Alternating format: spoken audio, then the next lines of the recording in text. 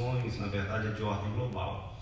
E eu gostaria de, na medida do possível, tentar enxergar a nossa condição com base no texto, no tema e na experiência que foi vivida por Isaías. Capítulo 6 registra a experiência particular, uma experiência pessoal de Isaías, eu encontro com Deus. Se você prestar atenção, uma das coisas que você vai observar ao ler o livro do profeta Isaías é que ele não está organizado em ordem cronológica, à semelhança de outros livros proféticos do Antigo Testamento, como é o caso, por exemplo, do livro do profeta Jeremias. Isaías não segue uma ordem cronológica. Do capítulo 1 até o capítulo 6, Isaías faz uma descrição do estado e da condição de Judá. Mas no capítulo 6, ele faz uma espécie de interrupção no fluxo de sua mensagem profética, a fim de narrar os acontecimentos que ele experimentou no ano em que morreu o rei Uzias. Segundo a história, Isaías, num determinado dia, ele vai ao templo do Senhor, e lá no templo do Senhor ele tem uma visão extraordinária. Ele tem, na verdade, um encontro com Deus. Ocorre aquilo que os estudiosos da Bíblia chamam de teofania. Deus aparece ao profeta na casa, no templo que ficava em Jerusalém. A visão de Isaías: ele contempla o Senhor assentado em um alto e sublime trono. Ele observa os seres celestiais, que são os serafins, aqueles que ardem, aqueles que assistem na presença do grande Deus. Ele observa também uma agitação promovida por esses seres angelicais em volta do trono do Senhor, e além disso ele observa o brado, ele ouve o brado desses anjos. Eles dizem: Santo, Santo, Santo é o Senhor dos exércitos, e declaram que toda a terra está cheia de sua glória. E diante desta agitação celestial, a estrutura do templo, na visão de Isaías, ela chega a tremer, a casa se enche de fumaça, e aquilo causa um impacto profundo, uma impressão profunda na vida do profeta. Inclusive, faz com que ele, além de enxergar Deus na sua visão, consiga finalmente enxergar a si mesmo. Isaías observa que diante de Deus ele não está alinhado com a vontade do Senhor, ele não está vivendo uma vida que esteja dentro dos padrões divinos, e ele imediatamente se sente tocado na sua própria ferida, na sua fraqueza, na sua falha. E aí ele vai dizer: ai de mim, porque sou um homem de lábios impuros, habito no meio do povo de impuros lábios, e os meus olhos viram o Senhor, viram o Rei, o Senhor dos exércitos. E ali acontece uma experiência de purificação do profeta, e poderíamos dizer assim, uma renovação de sua vocação, de sua chamada. E aí eu quero considerar o pano de fundo desses eventos para lhe ajudar a compreender o que ocorreu, na verdade, neste evento experimentado por Isaías. Em primeiro lugar, Isaías localiza a sua experiência no tempo e no espaço. Ele vai dizer no versículo 1: no ano em que morreu o rei Uzias, eu vi o Senhor.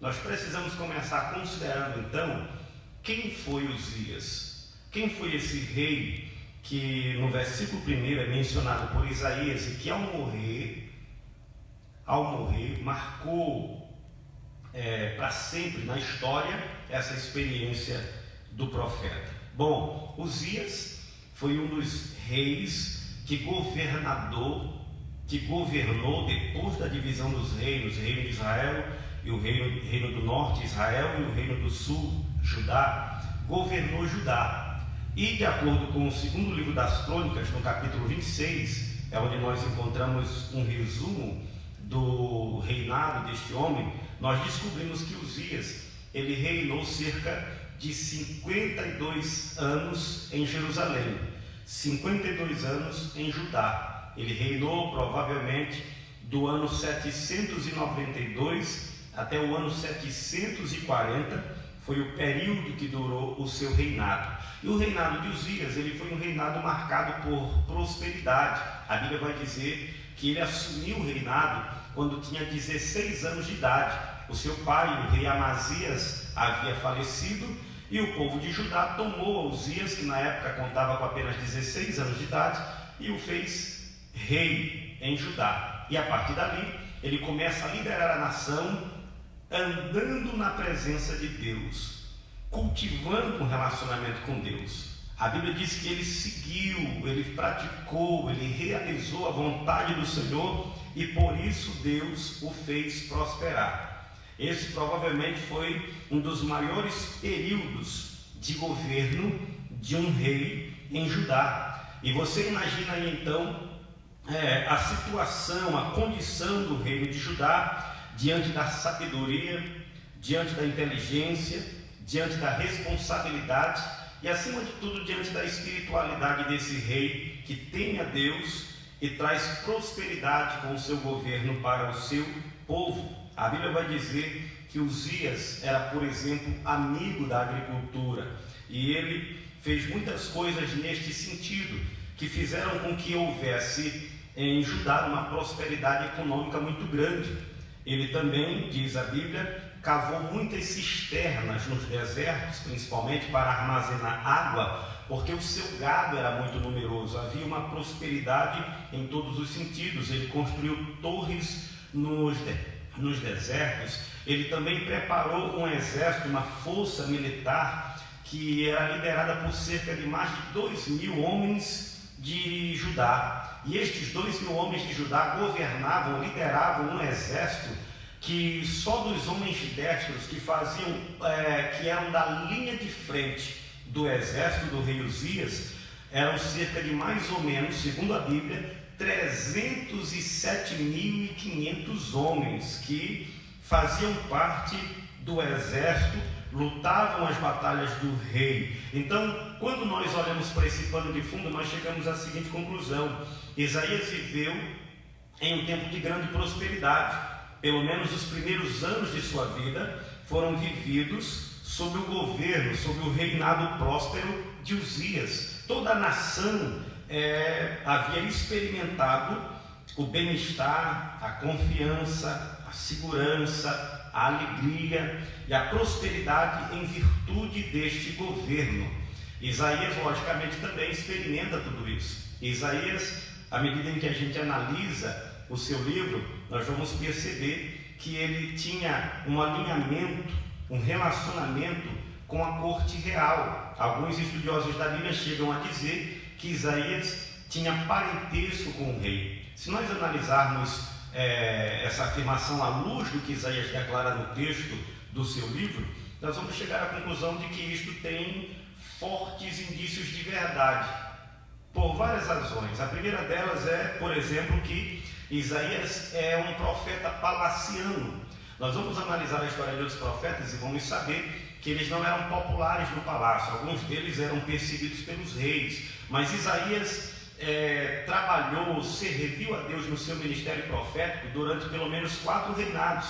Ele pegou o final do reinado de Uzias, ele trabalhou no serviço profético também, conforme o capítulo 1 e versículo de número 1 também.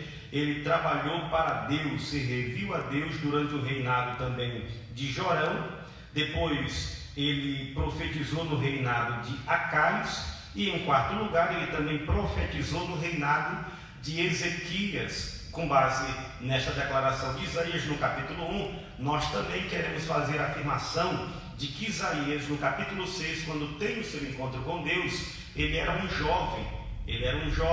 Não haveria condições, por exemplo, de Isaías já ser um profeta tarimbado, com os seus 60 ou 70 anos. Às vezes a gente vê umas gravuras, uns desenhos, algumas descrições, e geralmente lá Isaías é apresentado como um ancião, como um homem de barba branca, longa, cabelos brancos, mas na verdade isso não faz justiça à realidade da experiência de Isaías. Se Isaías já fosse um ancião, dificilmente ele teria tido condições de acompanhar o governo de 4 reis consecutivamente. Então, ele tinha acesso ao palácio, e em segundo lugar, a educação de Isaías. Isaías não é semelhante aos outros profetas no que diz respeito à sua linguagem.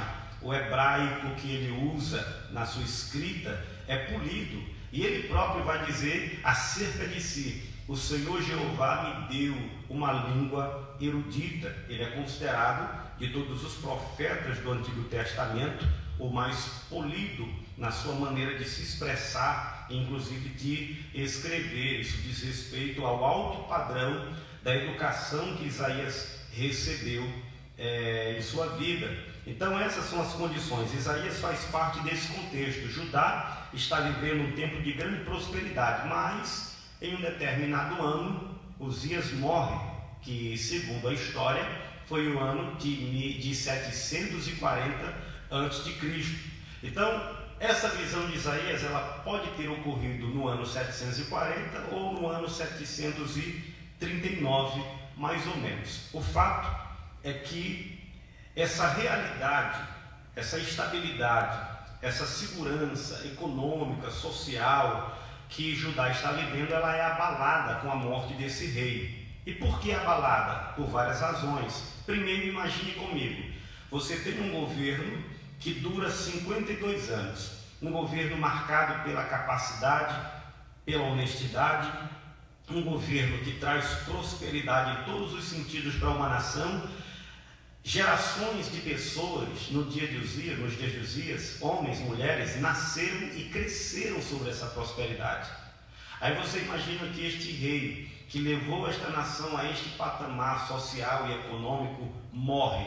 É claro que a insegurança se apodera do coração do povo. O que eles começam a pensar? Será que o sucessor vai continuar o trabalho de Uzias? Será que a nação vai continuar no mesmo caminho? Será que a prosperidade vai permanecer? Será que nós vamos continuar seguros como temos vivido até agora?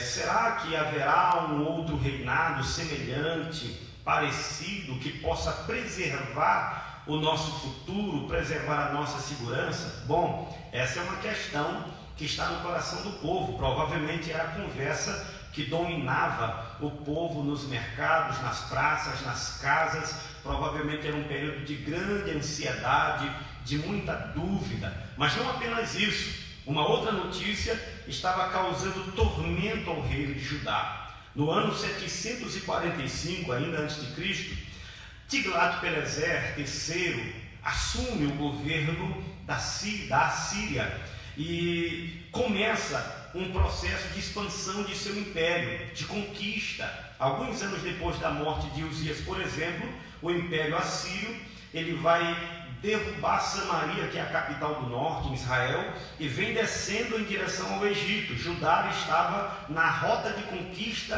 do império assírio. O império assírio, por exemplo, tinha um dos exércitos que no mundo antigo foi considerado um dos mais cruéis. Então, o que acontece? Um outro temor se apodera do coração das pessoas em Judá. Um rei no norte está vivendo um processo de expansão de seu domínio e Judá está na rota de domínio desse império. E é natural que as pessoas comecem a se perguntar: e agora? O que vai ser de nós? O que vai acontecer? Como é que nós vamos escapar dessa situação? É só uma questão de tempo e o pavor, o sono foge, a insegurança se apodera e começa a dominar o coração das pessoas. Todos estão vivendo essa espécie de pânico. E Isaías, logicamente, está inserido nesse contexto. Eu, inclusive, acredito que pela declaração de Isaías, quando ele diz: ai de mim, Senhor, porque sou um homem de lábios impuros e habito no meio de um povo de impuros lábios, Isaías está justamente confessando que, apesar de ele ser um homem de Deus, de ele já ser um profeta nos dias de Uzias, mas ele está vivendo exatamente como seus contemporâneos estão vivendo. Como homem de Deus, a responsabilidade de Isaías era manifestar confiança em Deus e os oráculos do Senhor. Mas não é isso que Isaías está fazendo. Ele vai dizer: eu sou um homem de lábios impuros e habito no meio do povo de impuros lábios. Ele está dizendo que, em termos de declaração, de linguagem, O testemunho de Isaías é semelhante ao testemunho geral da nação, que está apavorada, que está insegura, que está com medo. Isaías não era um camarada boca suja, a impureza dos lábios de Isaías não diz respeito ao fato de ele ter uma linguagem chula ou falar palavrão, não. O fato de Isaías admitir que a linguagem dele estava sendo impura é porque ela não estava manifestando a confiança em Deus. Isaías provavelmente não estava assegurando para a nação o domínio soberano de Deus. Ele não estava apresentando para um povo sem esperança o rei que governa, o rei que domina, o rei que é o Deus de Judá. E então o seu discurso está alinhado não com a soberania de Deus, com os propósitos de Deus ou com os planos de Deus. O testemunho de Isaías está alinhado com a murmuração, com a falta de esperança do povo. Mas aí, quando essa crise se instala, quando Uzias morre, Judá experimenta uma quebra total das coisas em que eles confiavam. Todos os substitutos, tudo aquilo que servia para estimular a confiança, a segurança, é abalado. Aqui eu quero começar a contextualizar, queridos. Aqui eu quero começar a aplicar esta palavra de sorte que ela faça sentido ou tenha significado para o momento que nós estamos vivendo. Preste atenção. Às vezes, quando estamos rodeados de tranquilidade, de segurança, de instabilidade, é natural que nós passemos a depositar a nossa confiança nas coisas que estão à nossa volta. No caso de Judá, a confiança estava em Uzias, no rei sábio, inteligente, que seguiu os caminhos de Davi, que andou com Deus pelo menos por uma boa parte do tempo de sua vida e que trouxe grande prosperidade. Como o povo confia em Uzias, agora Uzias morre e o povo precisa continuar confiando em alguma coisa. Confiarão em quem? Confiarão em quê? Aqui eu começo a aplicar um papel interessante que muitas vezes a crise ela desempenha em nossas vidas. Às vezes, repito, estamos cercados e confiados nos nossos bens, no nosso governo, estamos confiados nas tecnologias que possuímos para combater os mais variados tipos de problema, mas a crise vem, abala o nosso mundo e nos mostra o quanto o nosso mundo é instável, o quanto o nosso mundo é inseguro, e o quanto nós somos vulneráveis aos acontecimentos da vida. Nos mostra também que a vida passa por mudanças, às vezes inesperadas. Às vezes nós estamos caminhando pela estrada da tranquilidade, pela estrada da bonança. De repente algum tipo de abalo cruza o nosso caminho e a nossa estrada muda completamente. Nós saímos da paz para a aflição, da tranquilidade para o desespero. Deixamos de confiar nas pessoas, deixamos de confiar em nós mesmos e precisamos agora de algo que seja maior do que tudo que habita na esfera horizontal em nossos relacionamentos. Aqui há um abalo em Judá que vai fazer com que as pessoas voltem a olhar para Deus. Aleluia, louvado seja o nome do Senhor para sempre. Esse tempo de prosperidade se encerra. Essa segurança, essa tranquilidade promovida pelo governo de Uzias, ela termina. O mundo de Judá fica abalado. Isaías, contando na época com cerca dos seus 18 ou 20 anos de idade, segundo alguns estudiosos da Bíblia, como é o caso, por exemplo, do professor Luiz Saião, ele então vem ao templo, ele vai ao templo. As pessoas estavam acostumadas a resolver os seus problemas na sala do Palácio Real, na casa onde o rei morava. Todas as dificuldades eram levadas a Uzias. Uzias resolve isso, Uzias resolve aquilo. Deixa que Uzias dá conta, deixa que Uzias resolve. O povo está acostumado a confiar que as soluções brotarão na vida horizontal, no convívio com um rei que é sábio, que governa todas as coisas. Mas num determinado dia, Uzias morre e o trono da casa real fica vazio. Ninguém pode ouvir um conselho de Uzias, se bem que nesses dias que Uzias morre, ele já não está vivendo mais na casa real, ele já está vivendo no isolamento por causa da lepra que lhe acometeu, mas ele continuou comandando por meio de seu filho, continuou comandando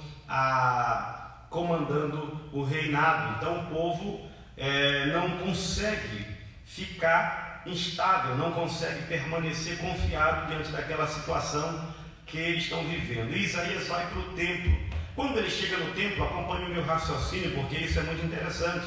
Quando ele chega no templo, ele tem uma visão. E que visão é essa que Uzias tem no templo? Não é coincidência, querido.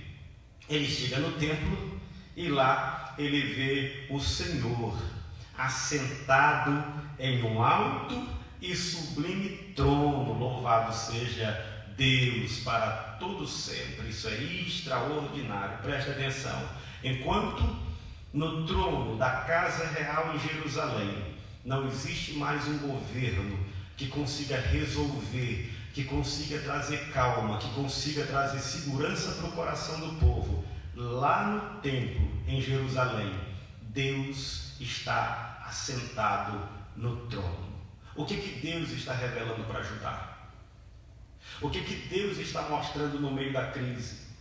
O que Deus está revelando para Isaías, e Isaías vai precisar compartilhar com o povo de Judá? Em primeiro lugar, o sucesso de Judá não dependia de Uzias.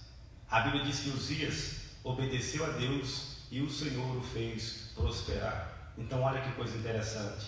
Todos os bens, toda a segurança, toda a paz, tudo que nós experimentamos como prosperidade vem das mãos de Deus. O homem é um instrumento, o homem é o ser que Deus usa, mas a prosperidade vem do Senhor. É Deus quem abençoa o seu povo, é Deus quem sustenta a terra, é Deus quem sustenta o mundo, é Deus quem sustenta as nações, é Deus quem levanta os reis, é Deus quem abate os reis, é Deus que guia o coração dos reis, é Deus quem sustenta todas as coisas. Às vezes, no momento de calmaria e de tranquilidade, toda a terra se acha satisfeita, tranquila, sossegada. Algumas nações vivendo mais prosperidade do que outras, eles começam a dizer: estamos bem, estamos tranquilos, este homem, aquela coisa toda, mas de repente o mundo é abalado, a crise chega, não respeita a diplomacia, não respeita a autoridade, não respeita a glória das nações, ela vem violentamente. Nós estamos sendo trancados nos nossos lares por um inimigo que nós não conseguimos nem sequer enxergar. Ele é tão pequeno, tão minúsculo que os nossos olhos não contemplam,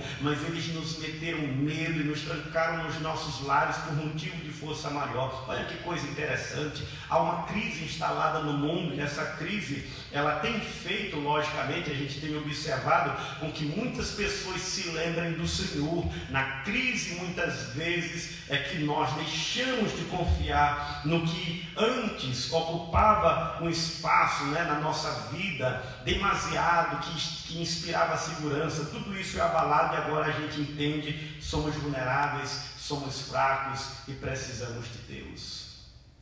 Isaías chega no templo, e quando ele chega no templo, provavelmente para orar, é um tempo de insegurança.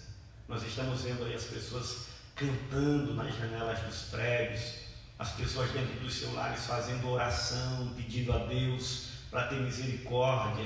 Eu já vejo nesta crise sinais que são coincidentes com estes sinais da experiência de Isaías. Deus se revelando no meio de uma crise, pessoas perdendo a confiança nas declarações, por mais que sejam para inspirar a segurança, mas a gente percebe uma crise, uma divergência de opiniões, um estado de insegurança. É hora de confiar em Deus, queridos, é hora de olhar para o Senhor, é hora de atentar para aquele que governa desde os céus, como já foi cantado esta noite, naquele que está acima das estrelas, Jesus Cristo, o Rei dos Reis e o Senhor dos Senhores. Louvado seja o nome dele para sempre. Então, Isaías olha o Senhor assentado onde? No trono.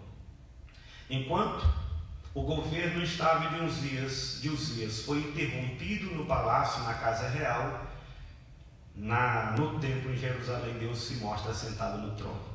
O que Deus está mostrando? Que na verdade a sede do governo de Judá não era a casa real. A sede do governo soberano de Judá estava no templo, na casa de Deus. Isaías chega no santuário e Deus está sentado num alto e sublime trono.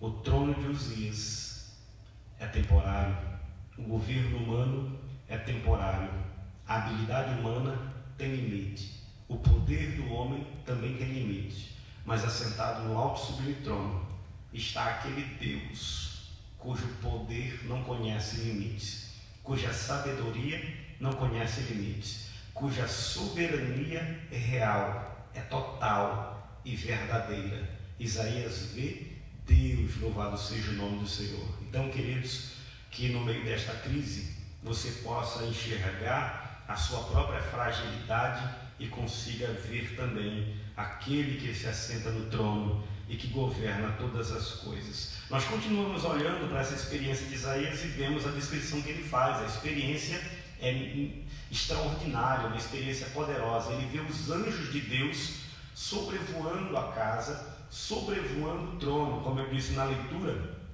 ele vê os anjos que são os serafins, que em todo o Antigo Testamento, em toda a Bíblia, só aparecem nesse texto de Isaías. São seres angelicais. Na descrição de Isaías, eles têm 6 asas, eles voavam em volta do trono e eles bradavam uma espécie de hino de louvor a Deus. E Isaías repete principalmente o refrão, cita o refrão daquilo que os anjos cantavam. Se você colocar aí a sua imaginação para funcionar, isso mexe com a gente. Imagine que você está no santuário, a casa começa a se encher de fumaça, as paredes do templo começam a tremer e você observa os seres angelicais, anjos que estão voando diante do trono de Deus. Eles começam a bradar com aquela voz trovejante, dizendo Kadosh, Kadosh, Kadosh. A palavra no hebraico que eles estão bradando, eles estão dizendo Santo, Santo, Santo é o Senhor dos Exércitos. Ele é o Senhor dos Exércitos. Tiglat-Pileser, que está governando um dos exércitos mais cruéis do mundo antigo, está dentro de um tempo vindo em direção a Judá. Mas se Judá confiar em Deus, o Deus de Judá é o Senhor dos Exércitos. E aí ele vai dizer mais uma coisa interessante. Ele vai dizer, ou eles vão dizer, e toda a terra está cheia da sua glória. Aleluia. Será que o povo de Judá estava percebendo isso? Ora, queridos, o homem deveria perceber que a terra está cheia da glória de Deus por causa das coisas que Deus criou, mas nós não temos percebido isso. Já que nós não temos percebido Deus por meio das coisas criadas, então Deus tem levantado a voz dos seus atalaias, dos seus profetas, dos seus pregadores, e tem dito neste mundo: o teu Deus reina, o teu Deus governa. Só existe um Senhor, só existe um soberano, cujo trono não perece, cuja força não tem limites, cujo governo nunca terá fim. É neste Deus que nós devemos confiar. Toda a terra deve dirigir o seu olhar para Deus, deve confiar em Deus, deve adorar a Deus. Se a terra inteira estivesse reconhecendo antecipadamente o governo de Deus, a soberania de Deus, a salvação que Deus proporcionou em Cristo Jesus, nós estaríamos livres de tantas crises e de tantos males que nós temos vivido e que é resultado principalmente do nosso pecado, da nossa desobediência e do nosso esquecimento de Deus. Temos falhado. É preciso que Isaías vá ao templo, busque a Deus na crise. Agora, o que eu acho mais interessante ainda é a misericórdia de Deus operando na crise. Porque Deus poderia muito bem, olhando a situação de Judá, se esconder, se ocultar, se calar. Isaías poderia ter ido muito bem ao templo e não ter tido visão nenhuma. Deus poderia muito bem ter olhado para a nação e dizer: já que vocês confiam em Uzias é quem trouxe a prosperidade e a confiança do coração de vocês estava nele, eu vou deixar o tempo passar para que vocês percebam que Uzias não era tudo que vocês pensavam que era. Eu vou deixar o tempo passar para que vocês percebam cada vez mais que a prosperidade, o bem de Judá depende de mim, porque eu sou o rei. Eu vou deixar a crise continuar para que vocês percebam que a sala do governo de Judá não é a casa real, é o templo em Jerusalém, o lugar onde se invoca ao Senhor, que o trono que permanece é o trono de Deus. Não, Deus é misericordioso na crise. Deixa eu te dar essa palavra para você guardar no coração e se consolar ainda esta noite. Deus é misericordioso na crise. Isaías vai ao templo e Deus não se esconde. Na verdade, na crise, Deus se mostra de uma maneira que Ele nunca se mostrou antes para o profeta. Queridos, vocês que estão me ouvindo nesse momento, a maneira como eu mesmo tenho feito, entenda Deus nessa crise, veja Deus nesta crise, busque mais a Deus nessa crise. Enxergue a vontade de Deus, enxergue a palavra de Deus, enxergue Cristo no meio desta crise, enxergue o Senhor, o seu plano, a sua salvação, a sua misericórdia, a sua bondade. Deus não está longe de cada um de nós, Deus está acessível. Muitas pessoas motivadas pelo pavor da situação estão orando, estão buscando, pessoas estão se reconciliando, pessoas estão renovando a sua aliança com o Senhor, e é tempo de fazer isso mesmo, é tempo de fazer isso mesmo. A crise é uma oportunidade para se restabelecer a aliança. É isso que Isaías experimenta no santuário. Ele renova a aliança com Deus, ele renova o seu compromisso com o Senhor. Deus é misericordioso e não se esconde.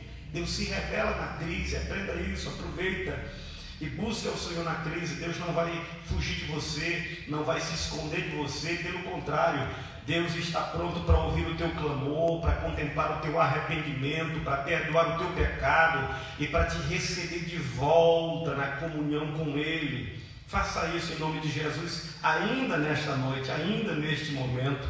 Então a visão prossegue a todo aquele ambiente de glória, de tremor, de fumaça, e aquele eco angelical glorioso, declarando a santidade divina, revela uma coisa que Judá não está percebendo: a terra está cheia da glória do Senhor, está cheia da glória.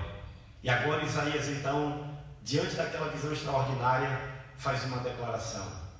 Ele diz: ai de mim. Por que, pastor, que ele diz ai de mim? Porque depois de conseguir ver Deus como Ele é, Isaías finalmente consegue se enxergar como Ele também é.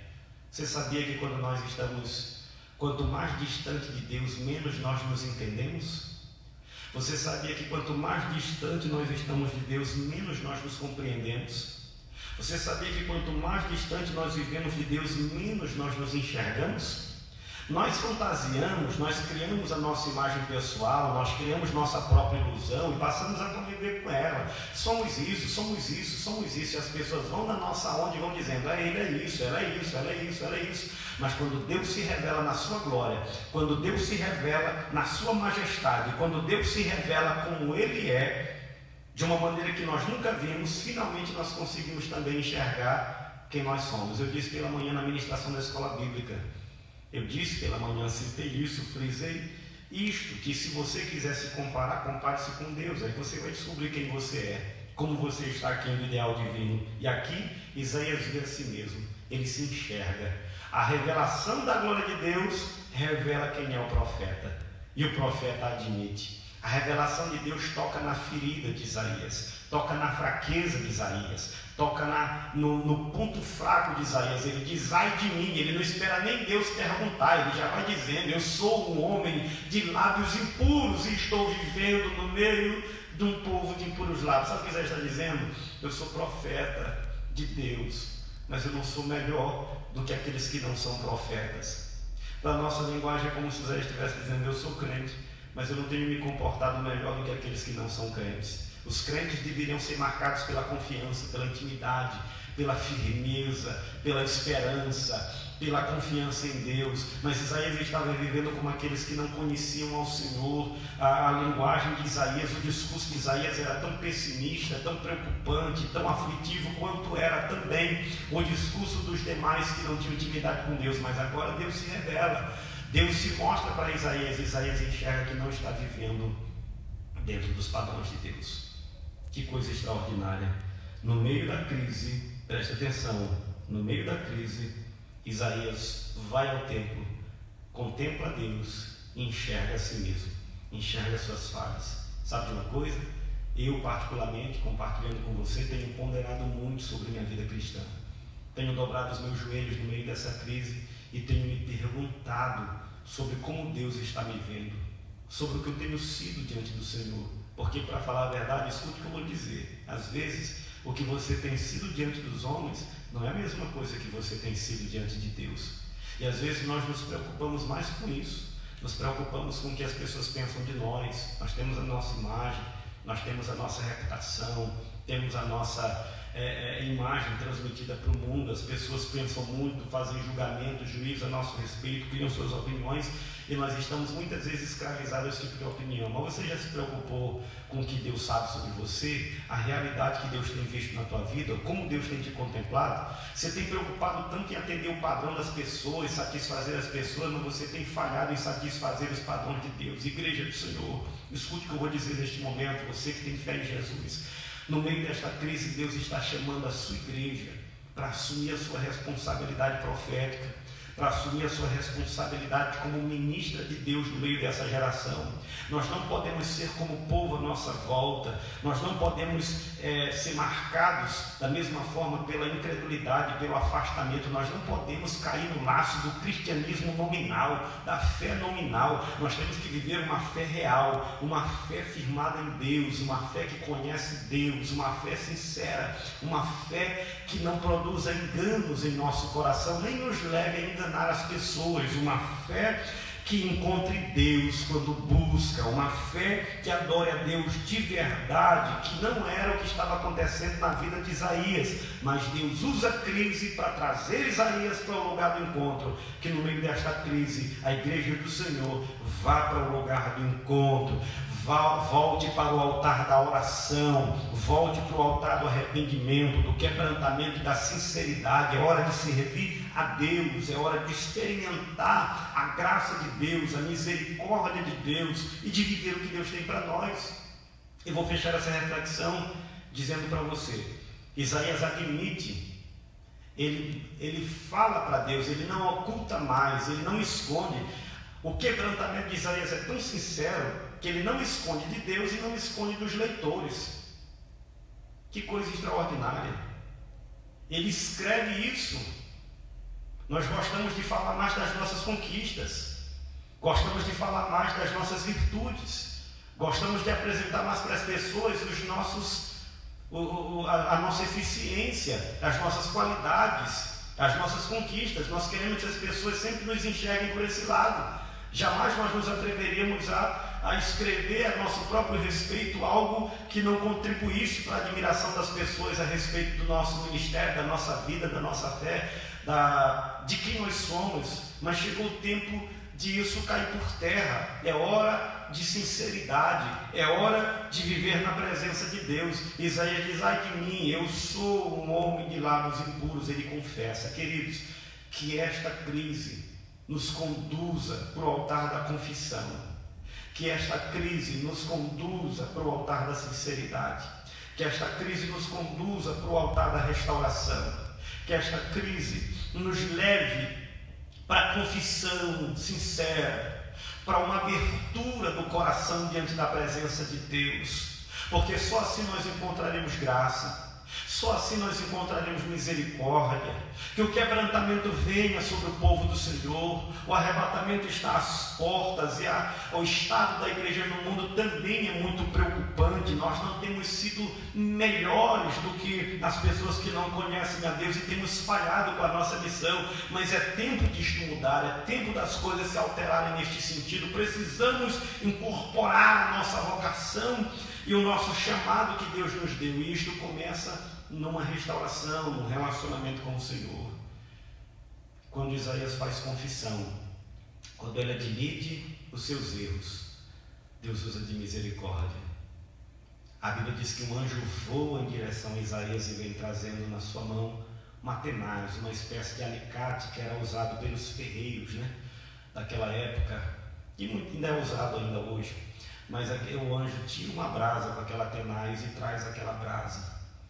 E aí ele estende o braço com aquela brasa na ponta da tenaz e toca nos lábios do profeta e diz assim: eis que isto tocou os teus lábios. O teu pecado foi perdoado, a tua iniquidade foi tirada. O que eu aprendo aqui? Eu aprendo que na crise Deus manifesta a sua graça. Olha que coisa extraordinária. Na crise, aquilo em que a gente confia é arrancado de nós. Na crise, nós nos lembramos de Deus e descobrimos que o seu trono soberano continua ocupado. Não importa se este governo não sabe o que fazer, não importa se este poder não está sendo eficiente. O que vai importar agora é que o trono de Deus continua ocupado soberanamente por aquele que é rei sobre toda a terra. E nós confiamos nele, confiamos na soberania dele, confiamos no poder que ele tem. Aí agora, a visão promove o quebrantamento e a confissão de Isaías. Isaías sente-se tocado na sua ferida, sente-se tocado. No momento da tranquilidade, Isaías maquia a sua realidade. No momento do quebrantamento, da aflição, Isaías confessa o seu pecado. E o que Deus faz? Pastor Deus rejeita Isaías? Deus vira as costas para Isaías? Não, olha que coisa extraordinária. Quando o profeta é quebrantado, confessa o seu pecado, Deus diz ao anjo: toca aos lábios dele com uma brasa do altar do sacrifício. O altar do sacrifício era onde era realizado o sacrifício para expiação do pecado. O anjo traz a brasa, toca ao lábio do profeta e ele é perdoado, ele é sarado, ele é restaurado. A crise também pode ser um tempo de restauração. Albert Einstein dizia que é na crise que nascem os heróis. Essa crise não veio para nos acabar, para nos destruir. Eu creio que ela veio para nos despertar, para nos melhorar, para nos fazer lembrar de Deus, para nos fazer buscar a Deus, para nos fazer confiar em Deus, para nos fazer depender mais de Deus e para estarmos preparados para o arrebatamento. Escute o que eu vou lhe dizer. Se não for por causa do Covid-19, será por outra causa, mas todos nós morreremos um dia, e essa morte será seguida pelo juízo e pela condenação eterna, se nós não nos voltarmos para Deus agora. Mas foi para isso que Jesus Cristo morreu no Calvário.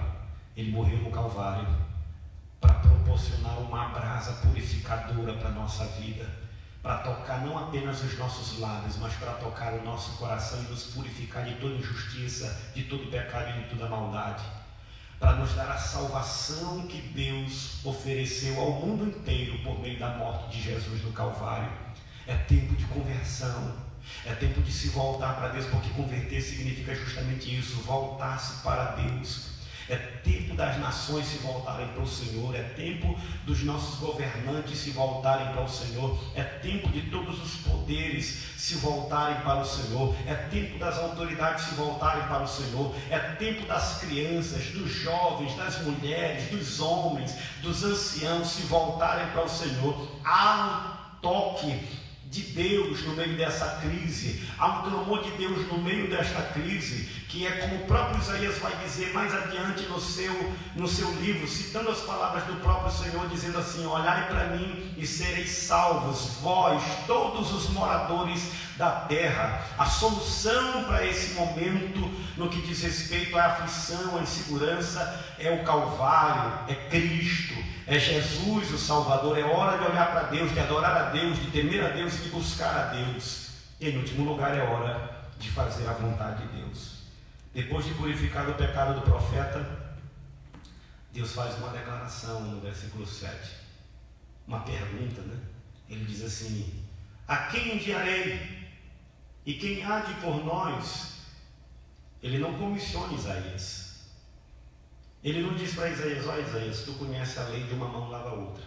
Eu acabei de aliviar a tua barra, tirei o teu pecado e agora eu estou precisando de um profeta, tu está me devendo, o que tu acha de me pagar com o teu serviço? Não é assim que se serve a Deus. Mesmo tendo feito bem em Isaías, Deus quer consolar Judá, Deus quer pregar, quer disseminar sua palavra em Judá. Deus quer que uma palavra que aponte para Deus seja pregada no meio de um povo desorientado em Judá. Mas ele não diz, é tu, Isaías, não, ele diz assim, a quem enviarei, quem há de por nós?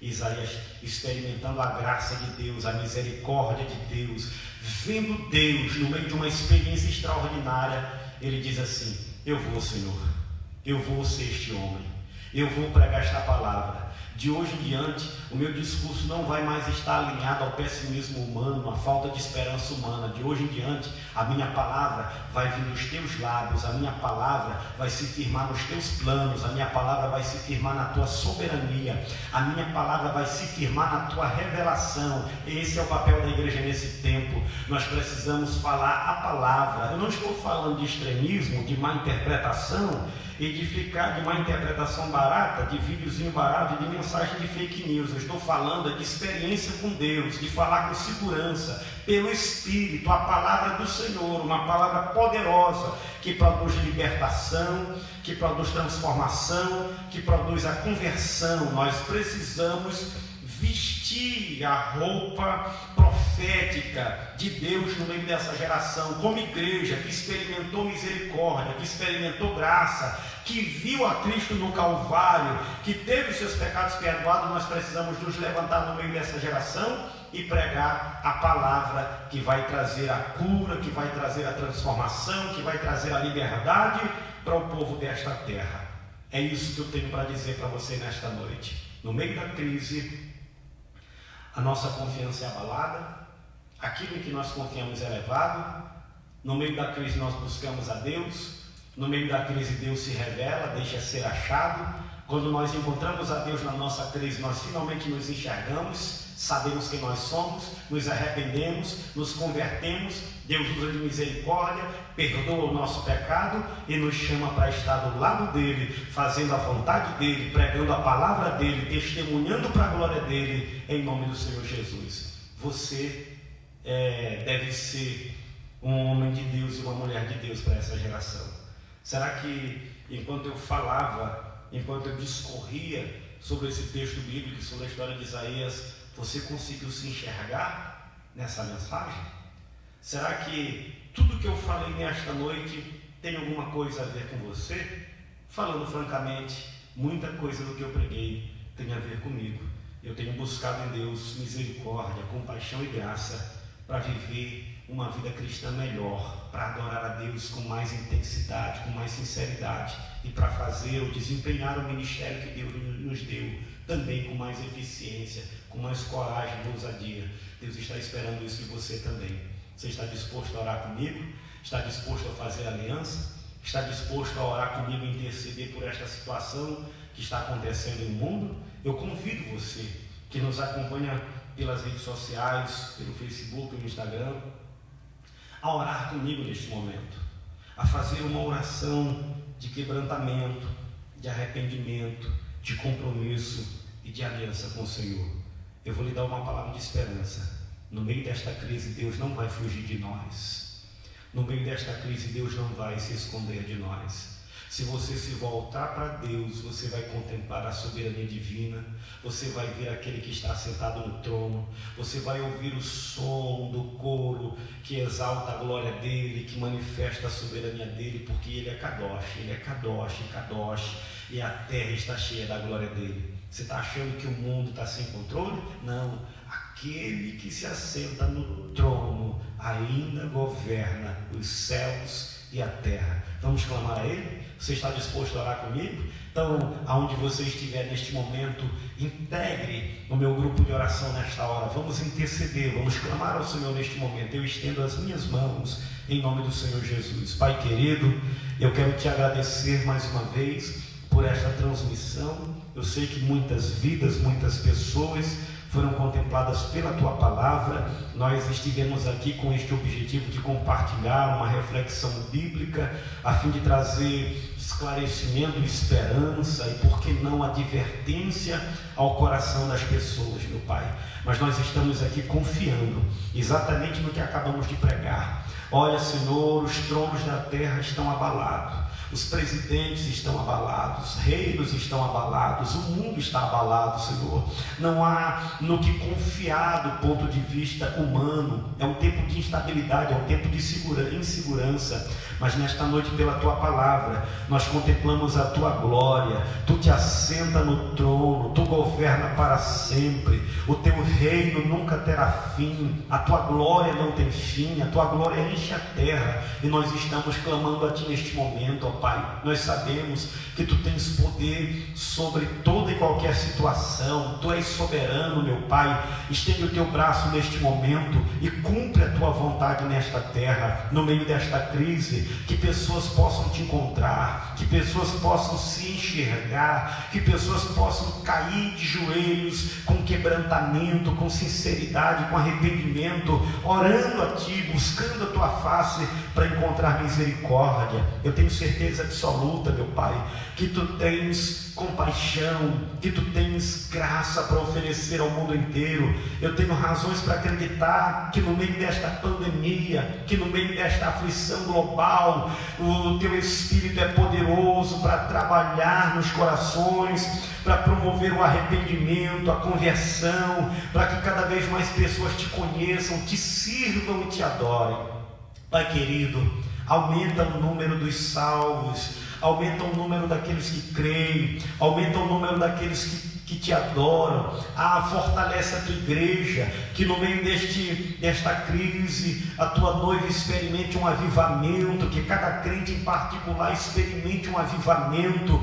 Traz um avivamento para a minha vida. Eu preciso de um avivamento, meu Pai. Eu preciso de uma restauração profunda. Eu preciso do Teu perdão, da Tua graça, da Tua misericórdia. Eu preciso de restauração neste momento, ó Pai. Eu creio que milhares, milhões de pessoas estão realmente nesta condição, carecendo de terem um encontro mais profundo contigo, de experimentarem uma revelação da Tua grandeza, de contemplarem a sua fraqueza, os seus fracassos e seus pecados, de se arrependerem, se converterem, invocarem o Senhor soberano que é salva e receberem graça neste momento. Perdoa pecados. É possível que alguém que me ouviu, ó Pai, por meio desta transmissão, esteja se arrependendo neste momento, esteja fazendo aliança contigo, esteja se convertendo, e como ministro da Tua palavra eu Te peço agora, perdoa seus pecados, recebe com um abraço de misericórdia, recebe com um abraço de perdão e de restauração esta pessoa que agora está renovando contigo uma aliança. Levanta, fortalece, enche de graça, enche do Teu Espírito e aumenta o número dos Teus atalaias no meio dessa geração.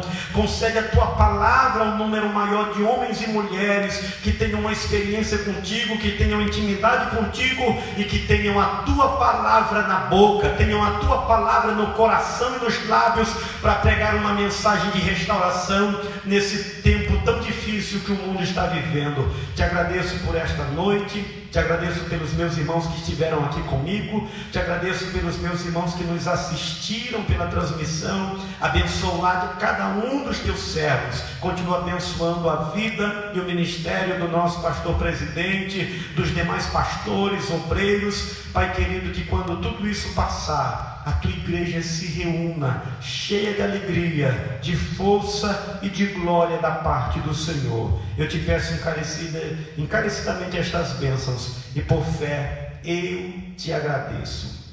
Antes de entregar a bênção pastoral, quero lembrar você que amanhã, a partir das 19 horas, nós teremos novamente transmissão. O pastor Manuel Batista de Lima, pastor presidente aqui da Assembleia de Deus em Arari, estará pregando a palavra do Senhor aqui à noite também, e será transmitido para todos vocês. Queridos, compartilhe esse vídeo, compartilhe essa palavra. Deus continue nos abençoando. Um abraço a todos. Que a graça do nosso Senhor e Salvador Jesus Cristo, o amor eterno e soberano de Deus, nosso Pai, o consolo e a comunhão do Espírito Santo seja com você, desde agora e para sempre. Amém. Deus abençoe. Um abraço e até a próxima.